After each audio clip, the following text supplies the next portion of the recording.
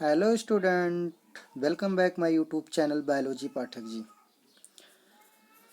तो सभी छात्र आज ध्यान दें कि जो आज की हमारी क्लास चलने वाली है वह 11th क्लास की क्लास है।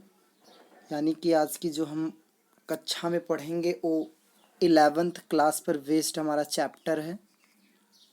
और यह जो चैप्टर है, इस चैप्टर का बहुत ही महत्वपूर्ण चैप्टर है। हम अपने सिलेबस के अकॉर्डिंग देखेंगे। यानी कि जो हमारा आज का चैप्टर है वह है पादप जगत। यानी कि आज जो हम पढ़ने वाले हैं वह है हमारी क्लास का पादप जगत, यानी कि प्लांट किंगडम।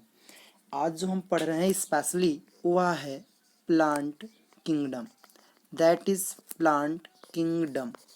जैसे कि इसके पहले वाले लेक्चर में अगर हम बात करें तो वहाँ पे हमने पढ़ा है एनिमल किंगडम। क्या पढ़ा भैया? Animal kingdom. ओके।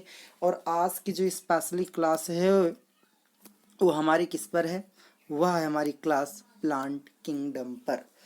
तो हम ये देखेंगे कि प्लांट किंगडम जो होता है, या इस प्लांट किंगडम में बेसिकली हमें पढ़ने क्या है, इस प्लांट किंगडम में जानना हमको क्या है, या हम इस 11th क्लास में इस प्लांट किंगडम को रखे क्यों हैं, इन सारी चीज़ों को हम बेसिकली क्या करेंगे, ध्यान में रखेंगे। ठीक है, चलो।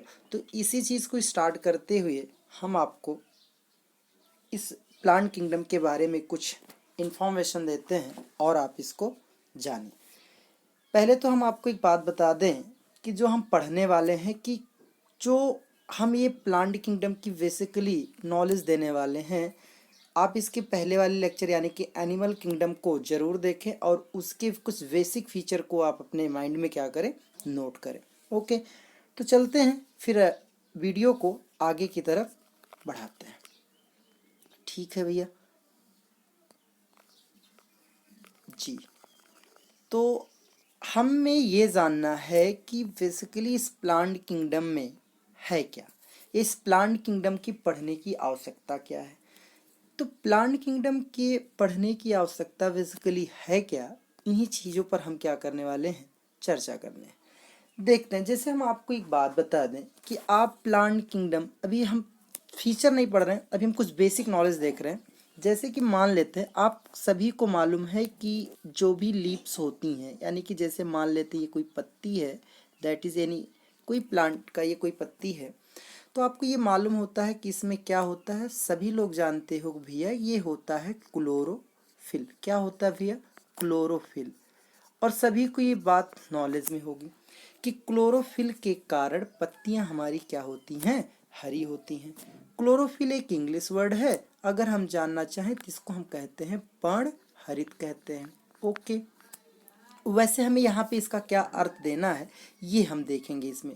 ठीक है, हमने कहा कि पत्ती जो है ये क्लोरोफिल के कारण क्या हो रही है, हरी हो रही है।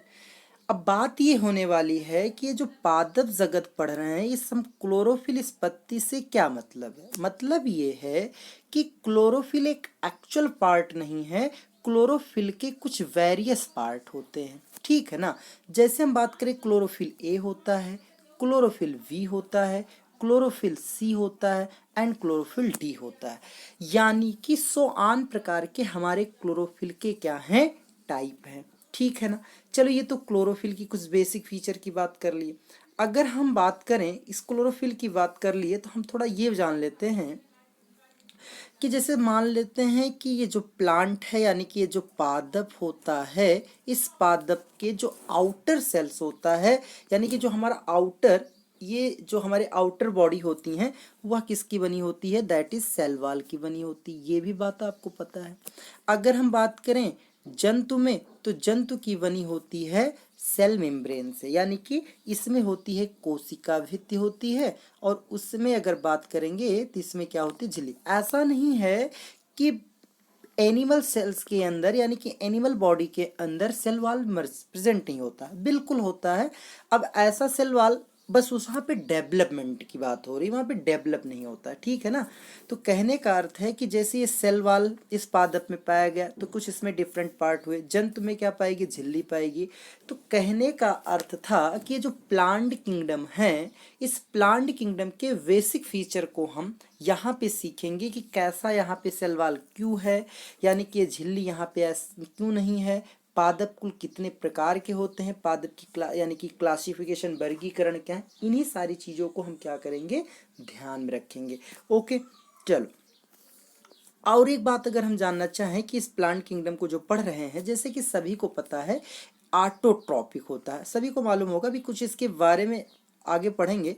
दैट इज ऑटोट्रॉपिक होता है, sorry that is auto tropics की बात अगर करें तो ऑटोट्रॉपिक्स का मतलब होता है, ऑटो मतलब सेल्फ होता है, ठीक है ना, जो ऐसे पर्टिकुलर सबस्टांस या ऐसे इंडिविजुअल जो अपने फूड मटेरियल को क्या करते हों, जर्नली खुद अपने आप को मेंटेन करते हैं, जर्नली बना लेते हैं अपने फूड को, उसे हम कहते हैं ऑटोट्रॉपिक। अच्छा, इस ऑटोट्रॉपिक में क्या बात होगी, फोटोसिंथेसिस की बात होगी। किसकी बात होगी भैया, फोटोसिंथेसिस की बात होगी। That is photosynthesis, that means photosynthesis. अगर हम बात कर रहे हैं फोटोसिंथेसिस की, तो फोटो मीन्स क्या होता है, दैट इज लाइट होती है, फोटो मीन्स क्या होता है, लाइट।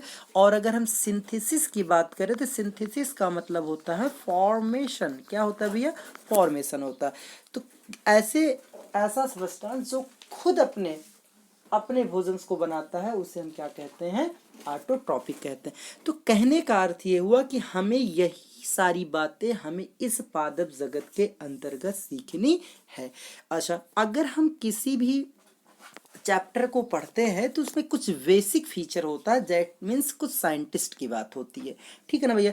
कुछ हम वैज्ञानिक की भी बात कर लेते हैं, जैसे हम बात कर लेते हैं कुछ वैज्ञानिक की बात कर लेते हैं। क्या वैज्ञानिक में बात करनी, जैसे हम आपको बता दें कि ये जो पादप है, यानी कि ये जो पादप जगत है, पादप जगत को सबसे पहले ड्राइव्ड किया गया, यानी कि पादप जगत को यानी कि पादप जगत को पहले ड्राइव्ड करने वाला साइंटिस्ट का नाम आता है, जिसको कहते हैं अरस्तु कहते हैं। यानी कि पादप जगत को सबसे पहले डिवाइड किया अरस्तु ने।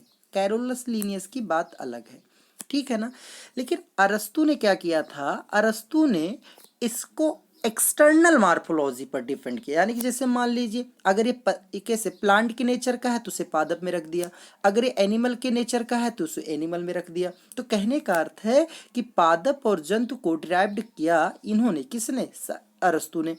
बस उसके कंपोनेंट यानी कि उसके वेस्ट मॉर्फोमेंट को देखने के लिए सारे साइंटिस्ट का नाम या उन साइंटिस्टों की बात अलग हुई। कहने का अर्थ हुआ कि जैसे अरस्तु ने क्या किया, पादप को अलग कर दिया एंड जंतु को अलग कर दिया। कहने का क्या मतलब था, यहाँ पे अगर हम बात कर लें स्पेशली पादप को, इन्होंने क्या किया, पादप जैसे मान लीजिए कुछ पत्ती के नेचर का है या प्लांट के नेचर का, उसको प्लांट में रख दिया। अगर इन्होंने एनिमल्स के लाइक स्ट्रक्चर में दिखाई पड़ रहा है तो उसको एनिमल में रख दिया। तो कहने का मेरा अर्थ था कि बेस्ड ऑन एक्सटर्नल, क्या मैंने कहा, based on external morphology, so that किसने दिया, अरस्तु ने दिया। यानी कि कहने का मेरा अर्थ था कि पादप जगत को सबसे पहले ड्राइव्ड करने वाला साइंटिस्ट कौन था, उस साइंटिस्ट का नाम था अरस्तु, ठीक है ना। क्या नाम था, अब बात ये करने वाले हैं, और एक बात ध्यान में रखना, अरस्तु का जो कॉन्सेप्ट जाता है अरस्तु के द्वारा, ये आर्टिफिशियल की बात होती है, मतलब कह सकते हैं प्लांट को क्लासिफाइड, यानी कि प्लांट यानी कि पादप जगत को सबसे पहले डिराइव्ड करने वाला, यानी कि एक्सटर्नल मार्फोलॉजी के साथ डिराइव करने वाला साइंटिस्ट का नाम है अरस्तु, यानी कि आर्टिफिशियल क्लासिफिकेशन बाय ऑस्टेटल। ओके, आगे की बात कर ले, जर्नल यानी कि एक्सटर्नल और इंटरनल मार्फोलॉजी, यानी कि आंतरिक और बाह्य संरचना को किसने दिया, पादप के। जैसे हम बात कर रहे हैं, मान लो ये कोई पादप सेल है, दैट इज ए कोई पादप सेल है, ये हम इसके आउटर एंड इसके इनर, इन दोनों वेस्ट के साथ इनके पूरे नेचर क्लासिफिकेशंस को डिराइव्ड करने वाले साइंटिस्ट का नाम आता है R.H. व्हिटेकर। किसका नाम आता है भैया, R.H. व्हिटेकर। किसने में किया, 1969 में, यानी कि 1969 में क्या किया गया, एक्सटर्नल और इंटरनल मार्फोलॉजी के साथ क्या किया गया, इनको ट्रैप्ड किया गया। आगे एक साइंटिस्ट का नाम आता है जिसको हम कहते हैं फाइलोजेनेटिक। एक कॉन्सेप्ट मेरा क्लासिफिकेशंस का है, एक मेरा क्लासिफिकेशन है जिसको हम क्या नाम दे रहे हैं, क्या नाम दे रहे हैं भैया, फाइलोजेनेटिक। दैट इज हम बात कर रहे हैं, दैट इज फाइलोजेनेटिक। फाइलोजेनेटिक को हम एक नाम से और जान सकते हैं, यानी कि फाइलोजेनेटिक मीन्स क्या होता है, इसे एवोल्यूशनरी कहते हैं। एवोल्यूशन सब लोग जानते होंगे, ठीक है ना, सॉरी, एवोल्यूशनरी, ठीक है ना भैया। तो फाइलोजेनेटिक हमारी क्लासिक का जो पादप में आया है, एक एक्सटर्नल बेस था, एक एक्सटर्नल प्लस इंटरनल था, और एक फाइलोजेनेटिक था।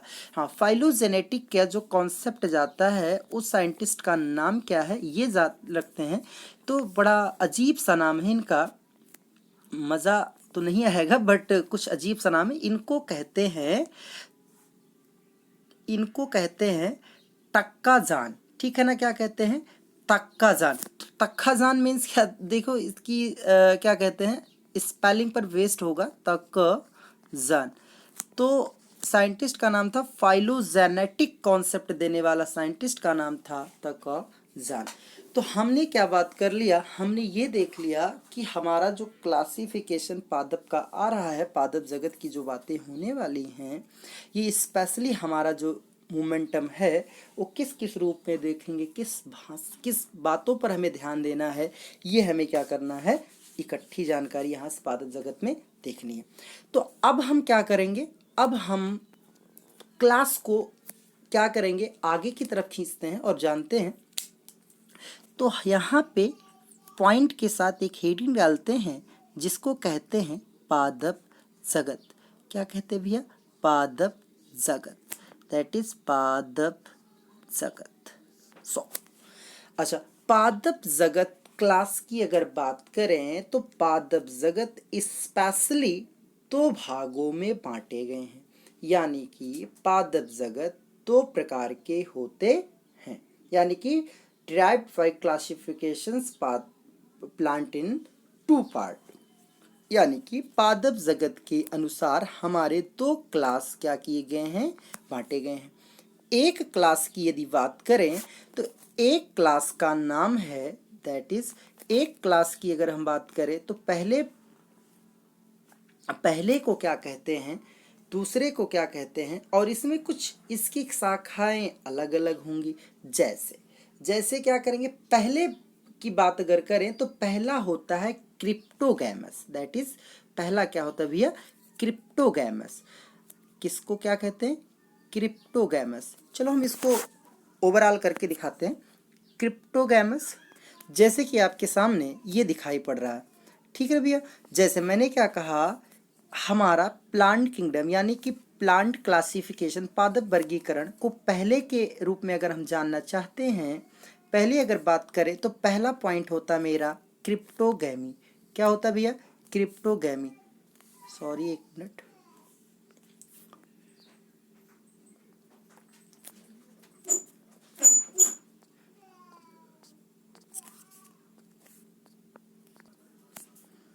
तो जैसे कि मैंने आपको यहाँ पे राइटिंग करके दिखाया है, पहले पॉइंट को हमने क्या नाम दिया, पहले पॉइंट का नाम है दैट इज क्रिप्टोगैमी, यानी कि इसको हम क्रिप्टोगैमी या क्रिप्टोगैमस दोनों के नाम से जान सकते हैं, जिसको हम हिंदी में क्या जानते हैं, अपुष्पोद्भिद। अभी इसके पूरे डिटेल को हम क्या करेंगे, सीखेंगे, ठीक है ना। दूसरे पॉइंट की अगर बात करें तो दूसरे पॉइंट को क्या कहते हैं, दूसरे पॉइंट का नाम होता है फेनरोगैमस, या इसको हम फेनरोगैमी भी कह सकते हैं, या इसको हम फेनरोगैमस के नाम से भी जानते हैं, जिसको कहते हैं पुष्पोद्भिद पादप, पुष्पोद्भिद पादप। यानी कि इसमें क्या होगा, इसमें सीड नहीं होगा। अभी इसकी चर्चा करेंगे आगे, भी करने की आवश्यकता नहीं है। चलो, तो क्रिप्टोगैमस को फिर तीन सब क्लास में क्या कर दिया गया, बांट दिया। पहले को क्या कहा मैंने, पहले को थैलोफाइटा, यानी कि थैलस लाइक स्ट्रक्चर होता है। दूसरे के थैलस मतलब थैले इंग्लिश में इंग्लिश ही होगी, अगले पॉइंट की अगर बात करें तो अगले को कहते हैं bryophyta, that is bryophyta Hindi में भी। और लास्ट जो है इसको कहते हैं ट्रेडियोफाइटा। क्या कहते हैं? ट्रेडियोफाइटा। तो ट्रेडियोफाइटा की स्पेलिंग ध्यान रखना है आप लोग, क्या रखेंगे? PTER। ये कंफ्यूज मत होइएगा, बिकॉज स्पेलिंग कुछ बायोलॉजिकल एंड बॉटनी में कुछ हमारे कॉन्सेप्ट ऐसे होते हैं जो हमें बहुत ही अजीब सी होती है। तो दैट मीन्स ये हुआ कि इसकी स्पेलिंग P से लिखी जाती है, तो हम इसको लिख सकते हैं that is PTERI, that is T. ट्रेडियो होता है तो that is DO, that is P, and H and Y, that is T and A। तो ये हो गया मेरा ट्रेडियोफाइटा।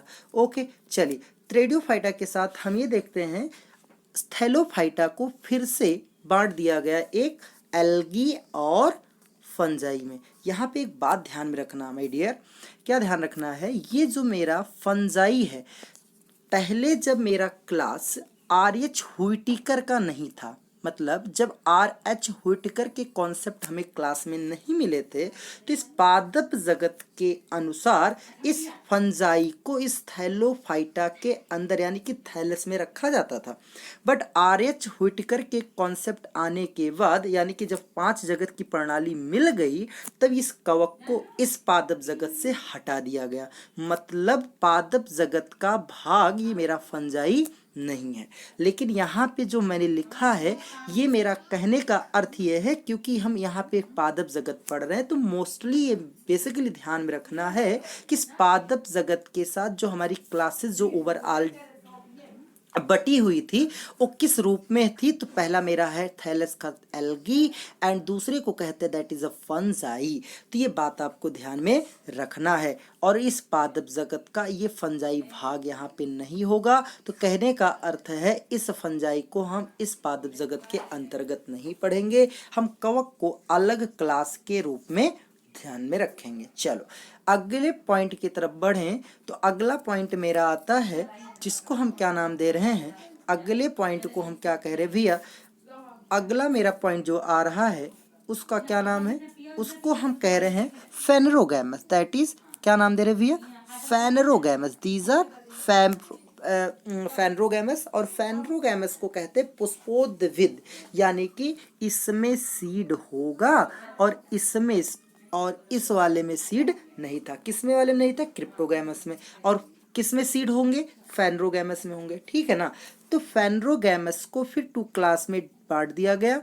एक क्लास को मैंने नाम दिया एंजियो अस्पर्म और एक को कहा मैंने जिम्नियो अस्पर्म। ठीक है ना? यानी कि एक को कहते हैं आवृतबीजी, एक को कहते हैं अनावृतबीजी। इन सारी चीजों को हम एक एक पॉइंट को लेकर सीखेंगे। अभी हम सिर्फ इतना जान रहे हैं कि इसकी क्लासिफिकेशन जो बांटी गई है वो किस किस रूप में है। चलो अलग से फिर एंजियोस्पर्म को क्या कर दिया गया? 2 क्लास में क्या कर दिया गया? बांट दिया गया, जिसको मैंने नाम दिया एक को मोनोकाट और एक को दूसरे का नाम दिया गया दैट इज डाइकाट। तो एक बीजपत्री एंड द्विबीजपत्री सीखेंगे कि एक बीजपत्री पौधों का कुछ एग्जाम्पल क्यों एक बीजपत्री कहा जाता है, क्यों, इसके साइंटिस्ट कौन है, इनके डिस्ट्रीब्यूशंस क्या हैं, ये सारी चीजें हम क्या करेंगे क्लास के अकॉर्डिंग सीखेंगे। अभी तो हम क्या देख रहे हैं भैया? अभी हम ये सीधा सीधा देख रहे थे कि हमारा पादप जगत का क्लासिफिकेशन क्या है। तो अब हम क्या करेंगे, जैसे कि क्रिप्टोगैमस है, तो क्रिप्टोगैमस कहते किसे हैं? सबसे मोस्टली बात तो यही है कि क्रिप्टोगैमस कहा किसे जाता है, थैलोफाइटा क्या है। तो क्रिप्टोगैमस क्या क्या है, इनकी सारी चर्चा को हम क्या करेंगे देखते हैं। ठीक है ना? बट ध्यान में रखना मोस्टली हमें इस, हमने पहले कह दिया था ऐसे पादप, कैसे पादप? ऐसे पादप जिसमें सीड नहीं होते। चलो हम उसको क्लास ओवर करके देखते हैं। तो जैसे हम क्या करने वाले हैं, ये देखने वाले हैं कि जो क्रिप्टोगैमी है यानी कि क्रिप्टोगैमस कहते किसे हैं, that is what a cryptogams. ठीक है ना? तो क्रिप्टोगैमस को अगर हम ध्यान में रखें दैट इज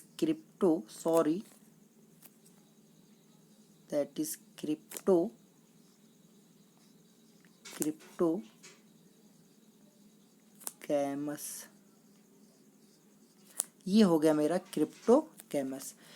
ऐसा पादप लिख सकते हैं, ऐसे पादप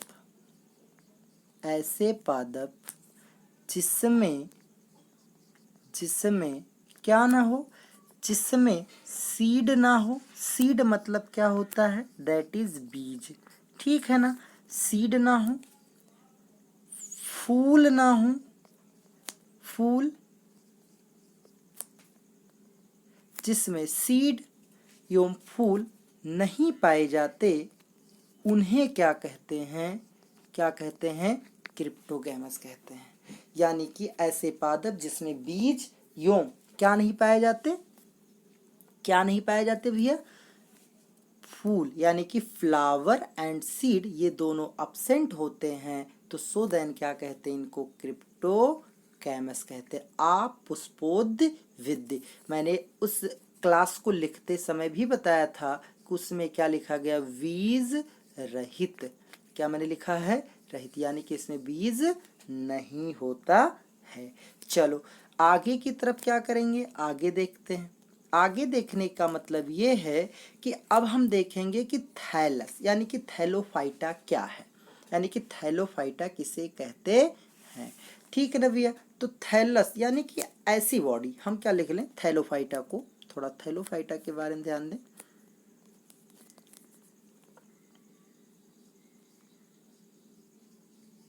थैलोफाइटा, दिस इज थैलोफाइटा, ये हो गया मेरा थैलोफाइटा। थैलोफाइटा का मतलब क्या होता है, थैलस लाइक बॉडी होती है। कैसी बॉडी होती है भैया, थैलस लाइक बॉडी होती है। अगर हम जानना चाहें तो लिख सकते हैं थैलस लाइक बॉडी। क्या मैंने कहा, thallus like body structure, thallus body like structure. इसका अर्थ क्या है, थैलस बॉडी स्ट्रक्चर का अर्थ क्या है, इसका अर्थ ये होता है कि ना तो इसमें क्या ना हो, ना तो इसमें सीड हो, सॉरी ये नहीं, ऐसे सीखें तो ज़्यादा मजा आएगा। हम ये जान लें, जैसे अभी मैंने कह दिया था उसमें सीड और फ्लावर नहीं होते, तो हम ये कह सकते हैं जिसमें, थैलस का मतलब क्या, जिसमें रूट, ठीक, रूट के बाद क्या होता है, सूट होता है, ठीक है ना, रूट हुआ, सूट हुआ, और क्या होते भैया, दैट इज स्टम्स की बात भी हो सकती है, स्टम्स की बात कर सकते हो। कहने का मेरा अर्थ ये है कि ये जो हमारा रूट है एंड जो सूट है एंड जो स्टम है, ये तीनों रूप से दिखाई ना पड़े, यानी कि हम इनको देख ही ना सके या हम इनका पता ही ना कर सकें, ऐसे सिस्टम्स को हम क्या कहते हैं, ऐसे सिस्टम्स को क्या कहते हैं, थैलस लाइक स्ट्रक्चर, यानी कि थैलोफाइटा कहते हैं। थैलोफाइटा किसे कहते हैं, थैलोफाइटा का अर्थ होता है जिसमें सूट एवं रूट एवं स्टम, इन तीनों सिस्टम्स का क्या ना हो पाए, जानकारी ना हो पाए, तो उसे हम क्या कहते हैं, थैलस यानी कि थैलोफाइटा कहते हैं। मोस्टली एक बात और होगा कि इसमें सीड, यानी कि इसमें हम क्या करेंगे, दैट इज सीड, हम बात कर रहे हैं सीड मतलब क्या होता है, बीज। अगले पॉइंट की अगर बात करें तो होता मेरा दैट इज फ्लावर, यानी कि इन तीनों का भी क्या ना हो पाए, ज्ञान ना हो सके, तो ऐसे पर्टिकुलर को हम क्या कहते हैं, थैलोफाइटा कहते हैं। चलो और भी क्या बातें यहाँ पे हो सकती हैं, अगर हम थैलस की बातें कर रहे हैं तो इसमें एक पॉइंट तो और आएगा ना, क्या आएगा भैया, एक पॉइंट की अगर हम बात करें तो सबसे मोस्ट पॉइंट तो यही बन गया कि इसमें वैस्कुलर टिश्यू अब्सेंट होता है। क्या होता है भैया, वैस्कुलर टिश्यू, क्या मैंने कहा, वैस्कुलर टिश्यू यहाँ पे क्या होते हैं, अब्सेंट होते हैं। वैस्कुलर टिश्यू क्या होते हैं, अब्सेंट होते हैं। अब कुछ बच्चे ये सोच रहे होंगे कि व्हाट इज वैस्कुलर टिश्यू। अच्छा, अगर नहीं जान पा रहे हैं तो हम वैस्कुलर टिश्यू को दूसरे नाम से जान लेना। इस वैस्कुलर टिश्यू को हम कनेक्टिव टिश्यू के नाम से भी जान सकते हैं, that is connective connective tissue. क्या नाम दे सकते हैं भैया? कनेक्टिव टिश्यू कह सकते हैं भैया, बिल्कुल कह सकते हैं, ठीक है ना, कनेक्टिव टिश्यू। अच्छा, ये कनेक्टिव टिश्यू का मतलब सब लोग जानते हो, संयोजी ऊतक। क्या होता है भैया? संयोजी ऊतक, दैट इज संयोजी ऊतक। ओके, तो कनेक्टिव टिश्यू, अगर हम इसको थोड़ा एक्सप्लेन करना चाहें तो कनेक्टिव टिश्यू दो प्रकार के होते हैं। कितने प्रकार के होते हैं भैया? दो प्रकार के। अगर हम बात करें सी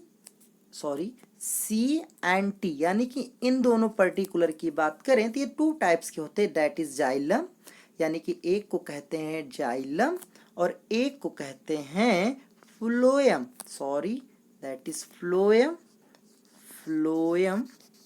ये होगा मेरा फ्लोएम। ओके, तो हम क्या कह रहे हैं, कनेक्टिव टिश्यू टू टाइप्स के हो गए, एक तो हुआ जाइलम, एक हुआ फ्लोएम। तो अगर हम ये थोड़ा एक स्ट्रक्चर के बाद देखें, स्ट्रक्चर बना कर देखें, तो ये देख लें, जैसे मान लो, क्या मानना है, जैसे सपोज टू डैट, ये जाइलम फ्लोएम की बात हो रही, इसी प्रकार से होती होगी। ये मेरा मान लीजिए यहाँ पे ऐसे, एंड ये मान लीजिए ऐसे कुछ समथिंग डैट, ठीक है ना। तो अब क्या करना है, जाइलम स्पेशली क्या करता है, जाइलम डिपेंड टू वाटर, यानी कि वाटर की रिक्वायरमेंट को क्या करता है, कंप्लीट। एंड फ्लोएम की अगर बात करती है, क्या करता है, that is a food substance, यानी कि फूड की बात करता है। तो यानी कि जाइलम बाय दैट ये, और ये मेरा जो पॉइंट अगला था जिसको हमने फ्लोएम का नाम दिया, फ्लोएम का मतलब ये हुआ फूड, यानी कि ये क्या करते हैं, ट्रांसपोर्शन करते हैं, यानी कि ट्रांसपोर्ट करते हैं, यानी कि वाटर को करता है, ये वाटर को करता है, ये वाटर को करेगा, ये फूड को करेगा। तो कहने का मेरा मतलब था कि वैस्कुलर टिश्यू अब्सेंट मींस क्या हो गया, वैस्कुलर टिश्यू अब्सेंट का मतलब यहाँ पे मतलब ये हुआ कि यहाँ पे ये जो पॉइंट है वैस्कुलर टिश्यू का, यहाँ पे जाइलम एंड फ्लोएम क्या होते हैं, अब्सेंट होते हैं। अर्थात थैलस की एक हमें पॉइंट और मिल गई जिसमें जाइलम और फ्लोएम अब्सेंट हैं, अर्थात वैस्कुलर टिश्यू। अर्थात वैस्कुलर टिश्यू को हम जान सकते हैं कनेक्टिव टिश्यू के नाम से, और कनेक्टिव टिश्यू का अर्थ क्या हुआ, कनेक्टिव टिश्यू टू टाइप्स के होते हैं, एक को मैंने नाम दिया दैट इज जाइलम, एक को मैंने नाम दिया जाइलम, एक को नाम दिया phloem. Xylem what requirement in food, requirement in plant side, so that is complete in a water side and this complete in this food transport. तो सो कहने का अर्थ ये था कि यहाँ पे जो vascular tissue absent so on that है, वो क्या क्या थे, यहाँ पे कुछ थैलोफाइटा के क्या थे, मेन फीचर थे भैया। चलो अब क्या देखेंगे हम यहाँ पे, अब ये देखने वाले हैं कि इसके एग्जाम्पल क्या क्या है, थैलोफाइटा के मेन एग्जाम्पल पर ध्यान रखते हैं। तो अगर हम एग्जाम्पल की बात करें तो इसके एग्जाम्पल में आ जाता है मेरा पहला, तो आ जाएगा जिसको नाम देते हैं एल्गी, यानी कि एल्गी मतलब क्या होगा, कवक। दूसरे एग्जाम्पल की यदि बात करें तो दूसरा एग्जाम्पल क्या होगा, जीवाणु। क्या होगा, जीवाणु, इसके एग्जाम्पल हैं जीवाणु। अगर हम और बात करें तो तीसरे नंबर की बात करें तो तीसरा होता है शैवाल। क्या होता है भैया, शैवाल। और अगर बात करें तो बहुत सारे ऐसे एग्जाम्पल हैं जिसको हमने नाम दिया कवक, जिसमें नाम दिया जीवाणु, और तीसरे का नाम दिया मैंने शैवाल। तो अब ध्यान में रखना है कि इस एग्जाम्पल को अच्छे तरीके से ध्यान में रखते हुए क्या करेंगे, पढ़ेंगे। यानी कि एल्गा किसे कहते हैं, यल्गी किसे कहते हैं, यल्गी होती क्या है, एल्गी का फीचर क्या है, इसका रिप्रोडक्शंस क्या होता है। क्या हम कह रहे हैं, हम एल्गी जो पढ़ने वाले हैं, जो मेरा एग्जाम्पल है पहले मेरे क्रिप्टोगैमस का, जो थैलोफाइटा का पहला एग्जाम्पल मुझे मिला, हम पढ़ेंगे पहले एल्गी। क्या पढ़ेंगे भैया, एल्गी। इस एल्गी को हम एल्गा भी कहते हैं। क्या कहते हैं, एल्गा। तो एल्गा एक पर्टिकुलर होगा और एल्गी का मतलब ढेर सारे, ठीक है ना भैया, ये बात आप ध्यान में रखे रहिएगा।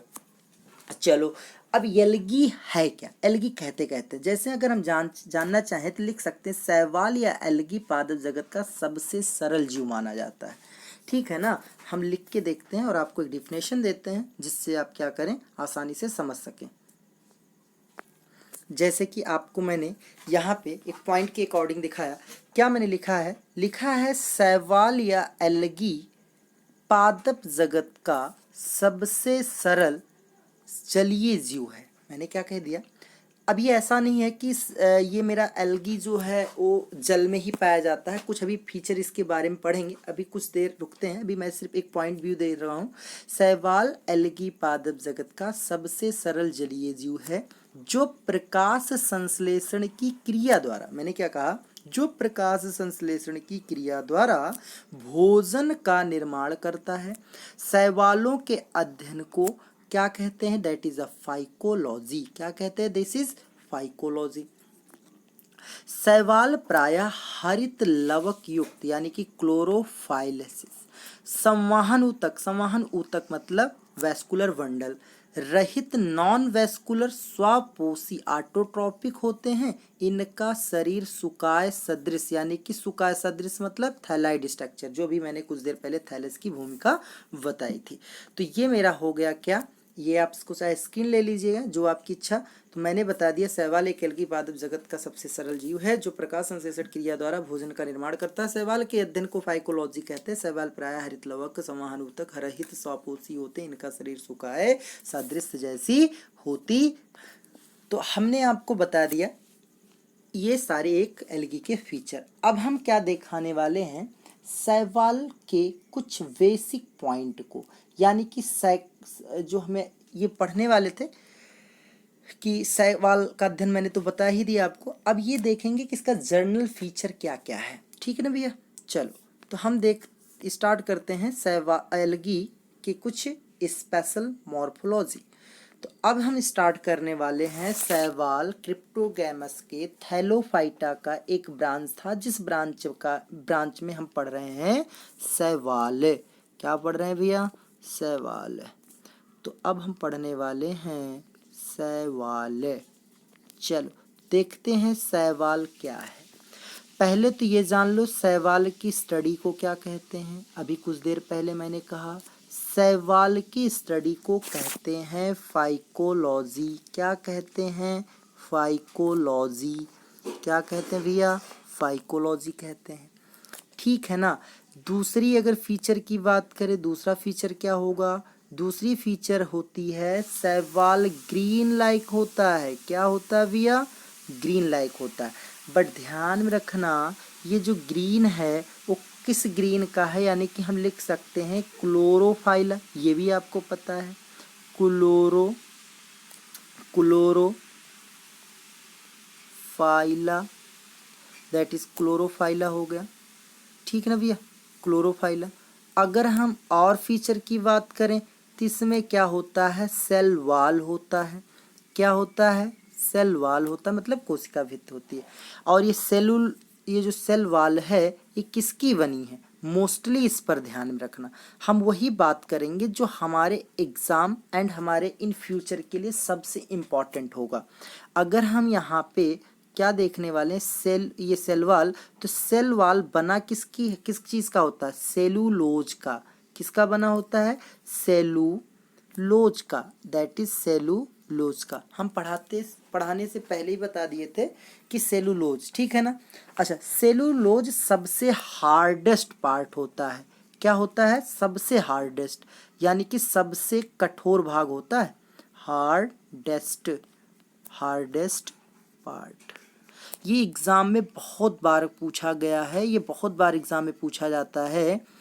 हमारे सभी छात्र ध्यान देंगे कि सेल वाल बना होता है सेलुलोज से, और सेलुलोज पादप का सबसे कठोर भाग होता है जिसको हम कहते हैं सेलुलोज कहते हैं। चलो आगे बात करें, आगे क्या बात होगी,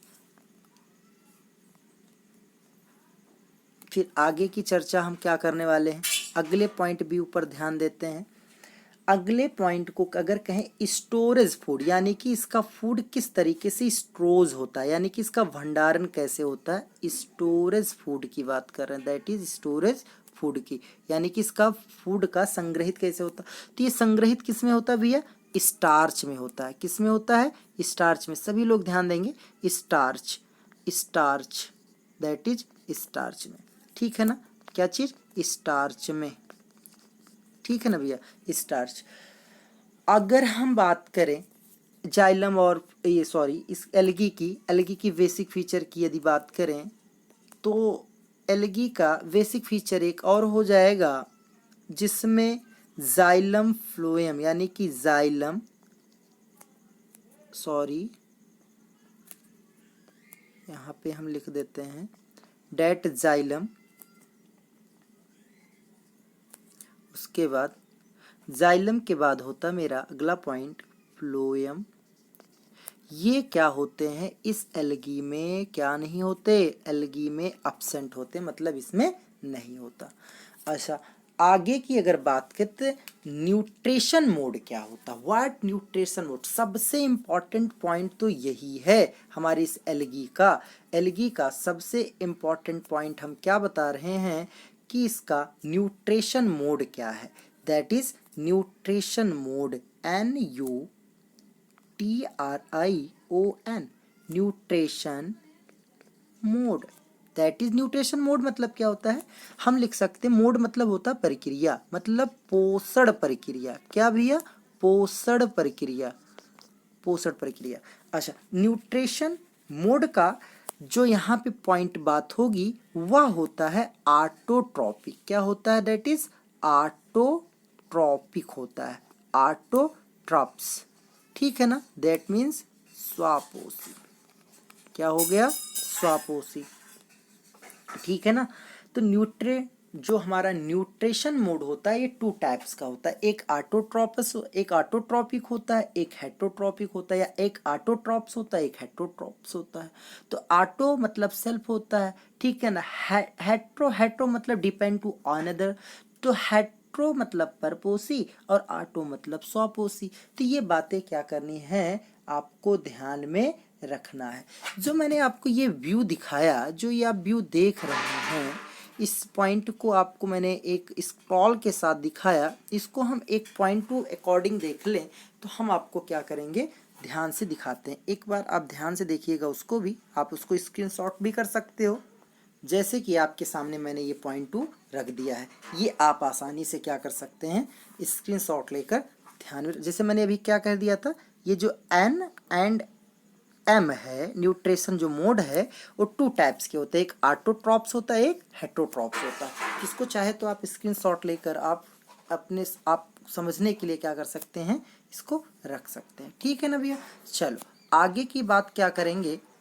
आगे की बात जो हमारी होने वाली है वो ये होने वाली है कि अभी तो मैंने इसके कुछ जर्नल फीचर देख लिए, अब ये देखने वाले हैं इसकी जर्नल मॉर्फोलॉजी को हटाकर अगले पॉइंट की यदि हम बात करें तो हम अगले पॉइंट पर चलते हैं और अगले पॉइंट पर ध्यान देते हैं कि जो sorry 1 minute, that is it's some problem that no that this is जी हाँ। अब क्या हम बात करने वाले हैं कि ये हमारा इस एल्गी होता कहाँ पे, एल्गी पाई कहाँ जाती है, एल्गी कहाँ पे प्रेजेंट होता है।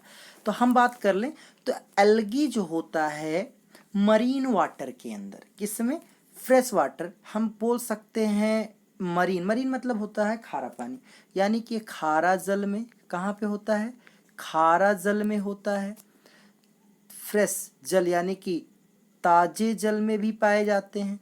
ठीक है ना? तो सबसे मोस्टली यही जान लें कि ये जो हमारा क्या कहते हैं एल्गी है, ये स्पेशली कहाँ पे होता है? खारे जल के अकॉर्डिंग होता है। ठीक है ना?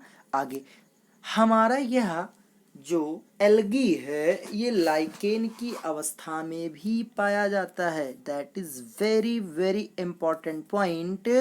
This is lichen. What is lichen? Lichen एक सिम्बियोटिक रिलेशंस की रिप्रेजेंट करता है। लाइकेन 2 कंडीशंस को एडॉप्शंस देता है। तो कहने का मतलब है कि सबसे इंपॉर्टेंट पॉइंट यहाँ पे लाइकेन के हैबिटाट की है, वह है लाइकेन। क्या भैया? लाइकेन। लाइकेन मतलब क्या होता है, लाइकेन सिम्बियोटिक हो रिलेशन यानी कि कॉम्बिनेशंस के बारे में बताता है। क्या बता रहा है, लाइकेन यानी कि एक तो यहाँ पे होगा एल्गी, एक एल्गी होगा, दूसरी अगर बात करें दूसरा होता है दैट इज फंजाई। क्या मैंने कह लिया कि एक तो मेरा यहाँ पे है, यहाँ पे एक है एल्गी दैट इज एल्गी, दूसरे को फंजाई कह रहे हैं। तो एल्गी और फंजाई इन दोनों का रिलेशन एक साथ होता है।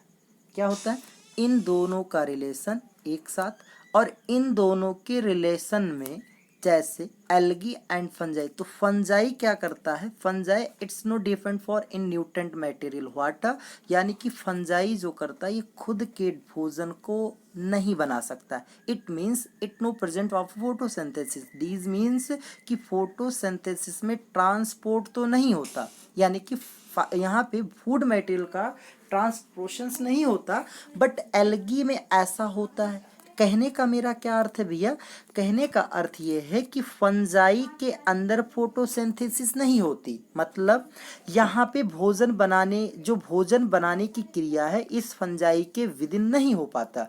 लेकिन एल्गी क्या करता है, एल्गी जो होता है ये भोजन को यानी कि फोटोसिंथेसिस कर लेता है, बट इसके अंदर वाटर का ट्रांसपोर्ट नहीं हो पाता।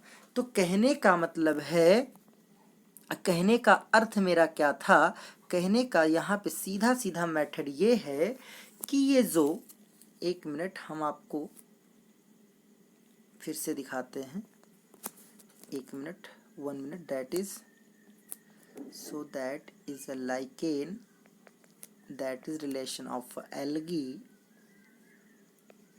Sorry algae, and next part था मेरा डेट इज़ फंजाई। तो मैंने आपको क्या बताने की कोशिश की है, सॉरी ये दैट इज़, यहाँ पे हम इसको स्क्रॉल कर लेते हैं। अब ध्यान देते हैं कि मैंने क्या कहा था कि जो लाइकेन है, लाइकेन इन दोनों के बीच की एक कड़ी है, अर्थात एल्गी फंजाई, एक मिनट ऐसे मान लेते हैं, algae depend to fungi and fungi to depend in algae, मतलब ये वाटर को रिक्वायर के साथ इसको कंप्लीट करता है और एल्गी क्या करता है, फूड के साथ इसको एक्सटेंड करता है। तो दैट मीन्स ये हो गया कि ये दोनों रिलेशंस के साथ रहते हैं। मतलब लाइकेन क्या कर रहा है, लाइकेन का अर्थ हुआ ये दोनों की कड़ी एक साथ होती है, जिनको हम क्या कहते हैं, सिम्बायोटिक, यानी कि सहजीवन संबंध के साथ भी रह सकते हैं। मैंने क्या कहा, एल्गी एंड फंजाई, यानी कि ये सिम्बायोटिक,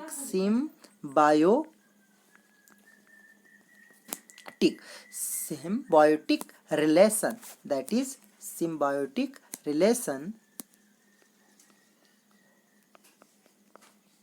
सिम्बायोटिक रिलेशन, ये मेरा हो गया सिम्बायोटिक रिलेशंस की बातें। ठीक है ना भैया। तो सिम्बायोटिक रिलेशन में इसको अगर हम हिंदी में जानना चाहें, हिंदी में जान लेते हैं, इसको हम कहते हैं सहजीवन, सहजीवन संबंध, सहजीवन संबंध। ठीक है, ये आपकी बात को कंप्लीट किया। अब ध्यान देने वाली और भी कुछ बातें हैं। क्या देने वाली बातें हैं, और भी कुछ इसके पॉइंट होते होंगे, बिल्कुल होते हैं, ऐसा है नहीं कि यहीं पर समाप्त हो जाता है। एक कुछ इम्पॉर्टेंट पॉइंट है, इम्पॉर्टेंट पॉइंट ये है ना कि ये जो मेरा एल्गी है कुछ एक एनिमल के ऊपर भी होता है, ये इम्पॉर्टेंट थिंग्स है हमारे। जो भी अगर मेडिकल लाइन में जाने वाले हों, नीट के जो बच्चे हों, sorry NEET that is capital T, ये जो नीट के बच्चे होते हैं इसमें क्वेश्चन पूछा जाता है, एक बार क्वेश्चन पूछा गया है, दो बार क्वेश्चन पूछा गया, एक बार तो पूछा गया 2004 के विदिन क्वेश्चन आया था, और एक बार पूछा गया 1996 के अंदर। तो 1996 में पूछा गया एक बार, और एक बार पूछा गया है 2004 में। ठीक है ना भैया। इन दोनों में, दोनों बार एक क्वेश्चन पूछा गया है कि ऐसा कौन सा एनिमल है जिसके ऊपर एल्गी पाई जाती है। ठीक है ना। तो बहुत ही इंपॉर्टेंट क्वेश्चन मान सकते हैं, नहीं भी मान सकते हो, एज यू विश, बट ये एग्जाम के अकॉर्डिंग क्वेश्चन पूछा जाता है तो हमें बताना आवश्यक है। ठीक है, चलो हम बात ये कर रहे हैं इंपॉर्टेंट पॉइंट के साथ। इंपॉर्टेंट पॉइंट में क्या आ रहा है हमारा, इंपॉर्टेंट पॉइंट में ये आ रहा है कि ऐसा कौन सा एनिमल है जिस पर एल्गी पाई जाती है। तो यहाँ पे लिख सकते हैं एनिमल, दैट इज एनिमल, और एनिमल के साथ कौन सा वह एनिमल है उसको कहते हैं स्लूथ बियर। क्या कहते हैं, बहुत ही इंपॉर्टेंट पॉइंट है भैया, sleuth where. Wear, wear means क्या होता है सभी को मालूम होगा, दैट इज वियर, भालू। यानी कि एक भालू होता है जिसको हम आलसी भालू के नाम से जानते हैं, ठीक है ना, आलसी भालू के नाम से जानते हैं। इस भालू के ऊपर एल्गी पाई जाती है, ठीक है। ये तो हमारे कुछ इंपॉर्टेंट फैक्ट थे, मैंने आपको बता दिया। अब आगे की तरफ चलते हैं और ये जानते हैं कि रिप्रोडक्शन कैसा होता है, यानी कि इसमें रिप्रोडक्शंस की कहानी कैसी है, इसमें रिप्रोडक्शंस कैसा होता होगा, ठीक है ना। तो एल्गी में प्रजनन यानी कि प्रजनन कैसा होता है। अगले पॉइंट की तरफ चल रहे हैं जिसको हमने नाम दिया, दैट इज हमने नाम दिया reproduction, reproduction, that is reproduction. ये हो गया मेरा रिप्रोडक्शन। रिप्रोडक्शंस को हम हिंदी में क्या जानते हैं, प्रजनन। क्या जानते हैं भैया, प्रजनन। ओके चलो, तो एल्गी में प्रजनन क्रिया दो प्रकार से होती है। कैसे, तीन प्रकार से मान सकते हैं, बट यहाँ पे मोस्टली जो है वो क्या जानते हैं, दो ही प्रकार की। तो पहले पॉइंट पर ध्यान दें, तो पहले को कहते हैं विजिटेटिव। क्या कहते हैं भैया, विजिटेटिव, दैट इज विजिटेटिव। एक पॉइंट हुआ मेरा विजिटेटिव रिप्रोडक्शन। तो रिप्रोडक्शंस पूरा नहीं लिखते हैं, आपके ऊपर साइड पर लिखा है विजिटेटिव रिप्रोडक्शन। अच्छा, ये रिप्रोडक्शंस, विजिटेटिव रिप्रोडक्शंस क्या है ये ध्यान में रखते हैं। विजिटेटिव रिप्रोडक्शंस का मतलब होता है कायिक प्रजनन। क्या होता है भैया, कायिक प्रजनन। इस कायिक प्रजनन की बहुत ही स्पेशली क्लास हमें मिलेगी 12वीं क्लास में। अभी जो आपके 11th क्लास में है आप, तो अभी आप इस रिप्रोडक्शंस की पूरी क्लास नहीं पढ़ पाएंगे, बट आपको थोड़ा सा जानकारी होनी चाहिए कि कायिक जनन का मतलब क्या होता है। हम आपको यहाँ पे कुछ एग्जाम्पल के अकॉर्डिंग बता दें। कायिक जनन का मतलब क्या होता है, ऐसा जनन जो किसी पर्टिकुलर के साथ तो हो लेकिन वह सिंगल सबस्टांस हो, जैसे पत्ती हो, एक पत्ती हो सकता है, एंड जड़ हो सकता है, और एक हमारा क्या होता है, तना। यानी कि विजिटेटिव रिप्रोडक्शंस का मतलब ये तीनों पर्टिकुलर, यानी कि पत्ती, जड़ एंड तना। ऐसा जनन जो पत्ती, जड़ तथा तना से होता है उसे क्या कहते हैं, विजिटेटिव रिप्रोडक्ट कहते हैं। लेकिन एक बात और ध्यान में रखना, ये जो होता है पत्ती, जड़, तना, ये क्या है, विजिटेटिव रिप्रोडक्शंस तो है। क्या कह रहे हैं, रिप्रोडक्शंस तो है, लेकिन कैसा रिप्रोडक्शंस करता है ये मोस्टली ध्यान में रखना है। यानी कि जो कायिक है वो किस रूप में होगा, उसे कहते हैं फ्रेगमेंटेशन। क्या कहते हैं, फ्रेगमेंटेशन। मतलब एल्गी में कैसा जनन हो रहा है वो हमें ध्यान में रखना है, इसकी छोटी बातों पर ध्यान नहीं देना है। तो हम क्या ध्यान देने वाले हैं, हम ये कह रहे हैं कि कायिक जनन एल्गी में कैसा होता है, तो वह होता है फ्रेगमेंटेशन के अकॉर्डिंग। किसके अकॉर्डिंग,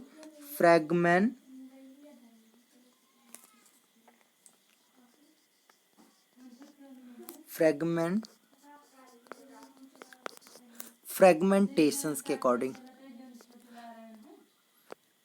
फ्रेगमेंटेशन, फ्रेगमेंटेशंस की हिंदी की अगर बात करें तो हिंदी होता है इसका विखंडन। क्या होता है भैया, विखंडन। विखंडन क्या होता है, विखंडन। अब हमने देख लिया कि एल्गी का जो रिप्रोडक्शंस हो रहा है, जो प्रजनन हो रहा है, वो किसके अकॉर्डिंग, एक तो फ्रेगमेंटेशन यानी कि विखंडन विधि से होता है। एक जनन और होता है जिसको कहते हैं आसेक्सुअल। क्या कहते हैं, आसेक्सुअल रिप्रोडक्शन। क्या, आसेक्सुअल रिप्रोडक्शन।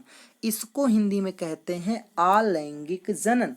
कैसे, अलैंगिक जनन। और ध्यान में रखना, ये जो अलैंगिक जनन है भैया, ये अलैंगिक जनन किस रूप में होता है, तो ये अलैंगिक जनन होता है जू स्पोर्स के रूप में होता है। किसके रूप में, जू स्पोर्स के रूप में। जू स्पोर्स का मतलब होता है बीजाणुओं द्वारा। किसके द्वारा भैया, बीजाणुओं द्वारा। बीजाणुओं द्वारा। ओके, ये तो आपको मैंने क्या कर दिया, यहाँ पे बताने की कोशिश की रिप्रोडक्शंस की। अब कुछ इम्पोर्टेंस यानी कि एल्गी की भूमिका क्या है, इसके महत्वता क्या है, इसके बारे में ध्यान देते हैं। इसकी महत्वता क्या है इसके बारे में थोड़ा ध्यान दें। तो अगला पॉइंट ये हमारा हेडिंग पड़ सकता है, एल्गी का इम्पोर्टेंट क्या है इसका, यानी कि इम्पोर्टेंस महत्वपूर्ण, यानी कि महत्वता क्या है। सबसे पहले तो ये जान लीजिए कि ये जो CO2 है, CO2 फिक्सेशन, CO2 फिक्सेशंस के साथ अपने बॉडी को क्या करता है, इंक्लूड करता है fixation, that is fixation. Fixation मतलब होता है स्थिरीकरण। क्या कहते हैं भैया इसका मतलब, स्थिरीकरण, दैट इज स्थिरीकरण। ठीक है, चलो स्थिरीकरण के बाद क्या होने वाला है इस पर ध्यान देते हैं। जैसे हम आपको बता दें, क्या करेगा ये CO2 दैट इज सॉरी क्या करेंगे, CO2 प्लस एंड H2O के साथ क्या करता है, एक्शन करता है। जैसे वो होता है क्लोरोफिल, एंड प्लस क्या होता है, सनलाइट होता है। तो किस में टूट जाता है, C6 में, H12 में, O6 में, प्लस क्या होता है, O2 में। तो कहने का मेरा क्या अर्थ था कि एल्गी CO2 के स्थिरीकरण होने के बाद हमें क्या देता है, गिव टू O2 क्या देता है, कि ह्यूमन बॉडी के लिए क्या देता है, O2 देता है। तो ध्यान देते हैं जी, ध्यान देना है। तो यहाँ पे अगला पॉइंट बैठ सकता है, गिव टू क्या, O2 यानी कि ऑक्सीजन। और भी क्या हो सकता है, ये खाद्य सामग्री में भी पाया जाता है। किस में, फूड स्टफ में। किस में, food stuff, STUFF stuff. Food stuff का मतलब क्या होता है, सभी को मालूम होगा, फूड खाद्य सामग्री। क्या होता है, खाद्य सामग्री। ठीक है भैया, सामग्री, खाद्य सामग्री। चलो, खाद्य सामग्री जैसे सभी लोग को मालूम है कि कुछ सैलड, सैलड मतलब क्या होता है, सभी को मालूम होगा, सैलड सभी लोग हम खाते समय इसका यूज करते हैं। जैसे सैलड मतलब होता है सलाद। क्या होता है भैया, सलाद। ठीक है ना, सलाद होता है। तो कुछ ऐसे फूड मतलब कुछ ऐसे एल्गी होते हैं जो हमारे स्लाइड में पाए जाते हैं। ठीक है ना, चलो अगले पॉइंट पर ध्यान देते हैं। क्या ध्यान रखना है, उस स्लाइड क्या है, उसका नाम क्या है, उस पर चर्चा करते हैं। जैसे होता है, क्या कहते हैं, क्लोरेला। क्या कहते हैं, क्लोरेला। बहुत ही इंपॉर्टेंट पॉइंट है। जो स्पेस वाले होते हैं, स्पेस ट्रेवलर होते हैं, अंतरिक्ष यात्री की हम बात कर रहे हैं। किसकी बात कर रहे हैं, अंतरिक्ष यात्री की। जो होता है, जो अंतरिक्ष यात्री होते हैं, जैसे जो अंतरिक्ष यात्री होते हैं, सॉरी जी हाँ, बात कर रहे हैं जो अंतरिक्ष, जैसे क्लोरेला एक ऐसा एल्गी है जो ये प्रोटीन रिच का होता है। सबसे ज्यादा प्रोटीन किस एल्गी में पाया जाता है, तो उस एल्गी का नाम है क्लोरेला। क्या नाम है, chlorella. That is very important point के अकॉर्डिंग ध्यान में रख लेना। ठीक है ना, सब देखो जो हम कहें इंपॉर्टेंट उसको आपको ध्यान में रखना जरूर है। तो हम क्या कह रहे हैं, प्रोटीन रिच, यानी कि सबसे ज्यादा इसमें प्रोटीन पाई जाती है। और ये कभी कौन ये सबसे ज्यादा इसका यूज करता है, तो जो स्पेस वाले होते हैं। किस, कौन वाले, स्पेस ट्रेवलर होते हैं। किसको, स्पेस सॉरी दैट इज, हम क्या लिख रहे हैं, स्पेस ट्रेवलर लिख रहे हैं, TRAVERLS, ट्रेवलर्स। ठीक है ना, ट्रेवलर्स। तो इसको कहते हैं अंतरिक्ष यात्री, अंतरिक्ष यात्री। हिंदी आपको कवर कर लेना है। ठीक है ना, तो क्या है ये क्लोरेला, यानी कि सबसे ज्यादा प्रोटीन किसमें, किस एल्गी में पाई जाती है, उस एल्गी का नाम क्या है, उस एल्गा का क्या नाम है, उस एल्गा का नाम है क्लोरेला है। आगे की तरफ ध्यान देते हैं। आगे की तरफ ध्यान देने के साथ साथ ये अब बात ध्यान में रखनी हमको, कुछ इसके इम्पोर्टेंट्स को मैंने सीख लिया, जो जो चीज़ें इसमें कहेंगी, जो इसमें सबसे इम्पोर्टेंट हैं, उन्हीं चीज़ों पर हम क्या कर रहे हैं, चर्चा कर रहे हैं। ठीक है भैया। और जो ये पाठ पढ़ाया जा रहा है सबसे इम्पोर्टेंट है, ऐसा नहीं है कि सिर्फ आप पढ़ रहे हो उसके बाद इसकी कोई कहानी नहीं है। ठीक है ना, तो इम्पोर्टेंट सारे हैं, सिर्फ आपको ध्यान से पढ़ना है और आपको समझ में आएगा।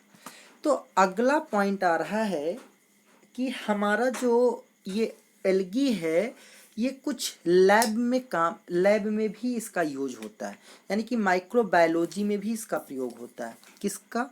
माइक्रोबायोलॉजी में। क्या मैंने नाम दे दिया? माइक्रोबायोलॉजी। माइक्रोबायोलॉजी, इसका प्रयोग, एल्गी का प्रयोग माइक्रोबायोलॉजी में किया जाता है। और किस रूप में किया जाता है? तो उसका नाम होता है hydrochlorides. That is hydrocolloid.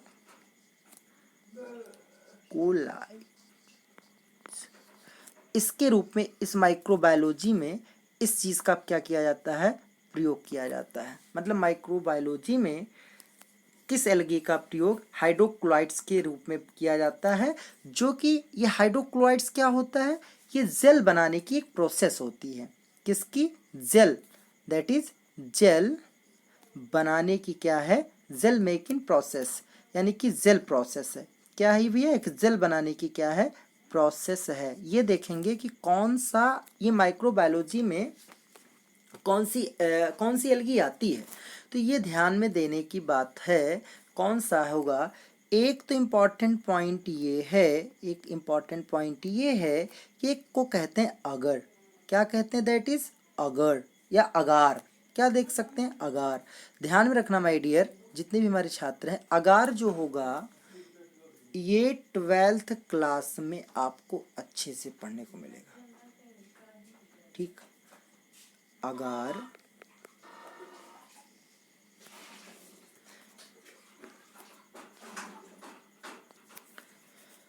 Agar that is, ये बन गया हमारा जेल, सॉरी जेल बनाना है, जेल। और ये कैसा gel? Bacteria, that is bacteria. ठीक है ना, अगार। और ये कैसे बनाए जाते हैं? तो इसके लिए हमारे पास दो एल्गी होती हैं। कितने? दो एल्गी होती हैं, सॉरी, इसके लिए दो एल्गी होती हैं। उस एल्गी का नाम क्या है, उस पर फोकस करते हैं। एक को कहते हैं जेलिडियम और एक को कहते हैं ट्रिकेलियर। तो पहले को कहा मैंने, एक को नाम दिया जेलिडियम, एक का नाम है जेलिडियम और एक का नाम है ग्लेसेलिया। इसकी स्पेलिंग अगर ध्यान में नहीं आ रही है तो उसको हम फिर से लिख देते हैं पुनः, GRA, that is CE and L E and RI and A। ती हो गया ग्लिसरीन। ठीक है भैया, आगे बढ़ते हैं। फर्टिलाइजर के, यानी कि फर्टिलाइजर के रूप में भी एक एल्गी आती है, जिसको क्या नाम दिया जाता है? नॉस्टा एनेविना, यानी कि नास्टक एनेविना नाम होता है। फर्टिलाइजर्स नाम क्या है? NOSTAE प्लस क्या है? एनावीना, ये है आपके। ठीक है, चलो अब हम क्या देखेंगे? अब ये देखने वाले हैं, ये तो कुछ जर्नल फीचर थे। अब ये देखेंगे, क्योंकि मैंने पहले भी कह दिया था कि एल्गी कितने प्रकार के होते हैं? टाइप ऑफ 3, यानी कि एल्गी कितने कलर की होती है? 3 रंग की होती हैं। होते तो मैक्सिमम बहुत सारे हैं, बट वहाँ पे कोई मैक्सिमम से बातें नहीं ध्यान रखनी है, हमें ये ध्यान रखना है एल्गी की टाइपमेंट, यानी कि एल्गी कितने कलर की होती है। तो लिख सकते हैं type of type of color in this algae ठीक है ना। यानी कि सीधा सीधा लिख सकते हैं एल्गी के कितने कलर होते हैं भैया, देयर यानी कि 3 कलर। कितने कलर भैया, 3 कलर।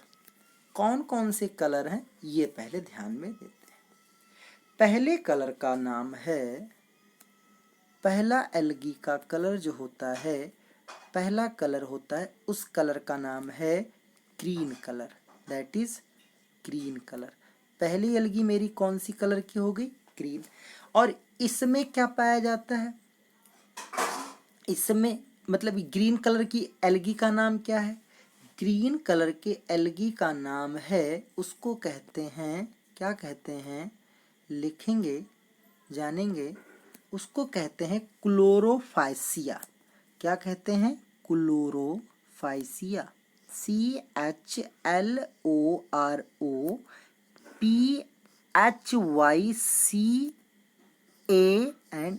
इसको कहते हैं क्लोरोफाइसिया। क्या कहते हैं भैया, क्लोरोफाइसिया।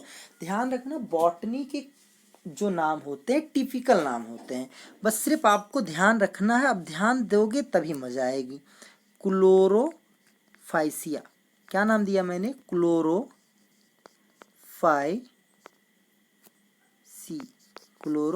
या क्लोरोफाइसी, ये नाम हो गया पहले। अच्छा, इसमें क्लोरोफिल कौन कौन से पाए जाते हैं, तो क्लोरोफिल इसमें A and V, यानी कि इसमें जो क्लोरोफिल होगा वह है जो क्लोरोफाइला होता है, दैट इज क्लोरोफाइला। वह क्लोरोफाइला कौन सा है उस पर ध्यान देंगे तो इसमें क्लोरोफाइला कौन कौन सा पाया जाता है, इसमें पाया जाता है भैया A and V पाया जाता है। क्या पाया जाता है, A and V पाया जाता है। तो इसका एग्जाम्पल क्या है, यानी कि क्लोरोफाइला का एग्जाम्पल क्या है, पहला एग्जाम्पल है वॉल बॉक्स, दूसरा एग्जाम्पल कोरा, that is chara, this is no कोरा, दिस इज कारा।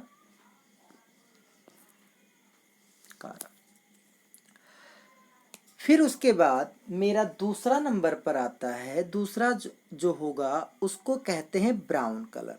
कितने कलर, ब्राउन कलर।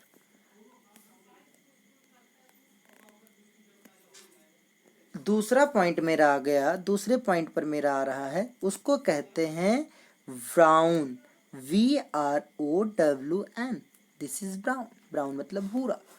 तो इस ब्राउन का जो स्पेशलाइज है उसको कहते हैं phaeophyceae, this is the this is pheo. तो phaeophyceae, PHEO, pheo, and PHYCANE, Phaeophyceae.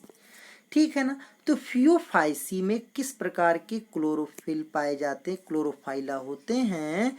तो इसमें पाया जाता है भैया क्लोरोफाइला A and C, that is यहाँ पे होगा CHLOROPHYLL। तो इसमें क्या पाया जाता है, A and C।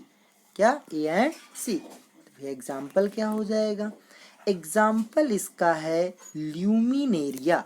एग्जाम्पल इसका क्या भैया, इसका एग्जाम्पल है ल्यूमिनेरिया। सबसे इंपॉर्टेंट पॉइंट है क्लोरोफिल AC, यानी कि क्लोरोफाइला AC का एग्जाम्पल बताओ। ये भी नीट वाले जितने भी बच्चे होंगे अगर वो देखेंगे तो नीट के ध्यान देंगे, ये एग्जाम में पूछा जाता है, ठीक है ना।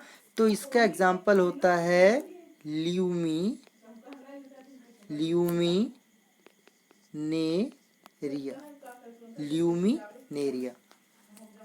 उसके बाद अगला नंबर आता है तीसरे पॉइंट पर, जो मेरा लास्ट है उसको कहते हैं red colour, this is red colour. ये भी नीट में पूछा गया क्वेश्चन है। रेड कलर में क्या होता है, इसमें कौन सा पिगमेंट्स पाया जाता है, तो उसको कहते हैं रोडोफाइसी, दैट इज रोडोफाइसिया, रोडोफाइसी। अच्छा, इसमें कैसा पाया जाता है, क्या पाया जाता है, क्लोरोफाइला। किसमें क्लोरोफाइला पाया जाता है? A and T. तो मोस्टली यहाँ पर ध्यान देना है एग्जाम्पल पर। तो इसका एग्जाम्पल होता है gelidium, that is Gelidium, that is Gelidium. यहीं पर ये मेरा एल्गी का फीचर क्या हुआ भैया? समाप्त हुआ। तो हम आपको एक बार पुनः बता देते हैं, एक बार फिर से सीख लेते हैं कि हमने क्या क्या पढ़ा। ठीक है, चलो ध्यान देते हैं। ये आपको हम यहाँ पे दिखाने की कोशिश करते हैं, जैसे मैंने कुछ आपको एग्जाम्पल के साथ यहाँ पे दिखाया था कि पादप जगत क्या है, पर्णहरित, क्लोरोफाइल, ये स्वान टाइप्स के मैंने आपको बताए थे। एक बार मैंने व्यू टू अकॉर्डिंग दिखा दे रहे हैं, फिर उसके बाद मैंने आपको इस तरीके से सारी चीज़ें बताई। फिर उसके बाद मेरे क्या किया, सारी की सारी चीज़ों को मैंने बता दिया। अब बात ये होने वाली भैया, बात ये होने वाली है कि जैसे मैंने क्रिप्टोगैमस में थैलोफाइटा को एल्गी के रूप में क्या कर लिया, आज की क्लास को मैंने पढ़ लिया। अब जो मेरा अगला क्लास है, यानी कि अगले पॉइंट की अगर बात करें तो अगला पॉइंट मेरा आता है, अगले पॉइंट के नाम होगा, उसको कहते हैं bryophyta. This is bryophyta, bryophyta. तो ब्रायोफाइटा को, ब्रायोफाइटा, ठीक है भैया, ये ब्रायोफाइटा। अब ये ब्रायोफाइटा को हम आज नहीं पढ़ेंगे, क्योंकि आज की क्लास लगभग हमारी 1 घंटे 6 मिनट की हो गई है। इस वजह से आज हम ब्रायोफाइटा को यहाँ पे ओवरऑल करेंगे और आज की वीडियो यहीं पर समाप्त करेंगे। तो हम आपको एक बात और बताना चाहते हैं कि जो भी मैंने 11th क्लास का अभी तक वीडियो दिया है, उसके आपको मैंने अगर बात करें तो मैंने अभी तक पीडीएफ फाइल के रूप में अगर बात करें तो पीडीएफ मैंने आपको अभी तक 3 दिया है। मैंने अभी तक आपको पीडीएफ फाइल 3 दे दिया, 3 पीडीएफ फाइल आपको मिल चुके हैं, जिसमें से एक फाइल है आपको सिलेबस के बारे में मैंने बताया है। दूसरा भाग, जो दूसरा पीडीएफ है, वो आपको मैंने एनिमल किंगडम्स के नोट्स में दिया है, ठीक है ना, जैव जगत का।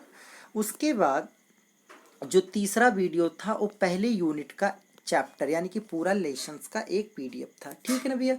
अब बात हम ये बताने वाले हैं कि आप ये जो पढ़ रहे हैं इसका भी पीडीएफ आपको जल्द ही मिल जाएगा और आपको नोट्स मिलते रहेंगे, और आप नोट्स मिले और उसको पढ़ें। ऐसा ना हो कि सिर्फ आप उसको देखें उसके बाद कोई मतलब नहीं है, उसको पढ़ें और अपनी उत्तर पुस्तिका में क्या करेंगे, उसको लिखते हुए चलेंगे, ठीक है ना। जैसे आपकी क्लास आगे की तरफ चलेगी, यानी कि आपकी क्लासेस फेस टू फेस होगी, तो हम आपको इसके बारे में और डिटेल अच्छे से करेंगे।